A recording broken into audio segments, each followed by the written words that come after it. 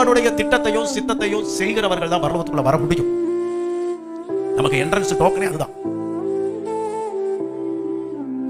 நம்ம கிரியைகள் தான் பரலோகத்தை திறக்க போகுது. அவனுடைய கிரியைகள் நான் அளிக்கும். அல்லேலூயா. அப்ப அவனுடைய கிரியைகள் நாம எப்படியாவது ஓடலாமா? ஆண்டவர் ரொம்ப அன்பானவர், இரக்கமானவர். நம்ம எப்படி ஓடினாலும் தேவன் கண்டிப்பா நம்ம மேல இறங்குவார். இது யோனாவுக்கு ஆலோசனை கொடுத்த ஒரு ஆள் இருக்கான். யோனாவுக்கு இந்த கீழ்கட்டுல போய் படுத்தது மேல இருக்கிறவங்களுக்கே தெரியல.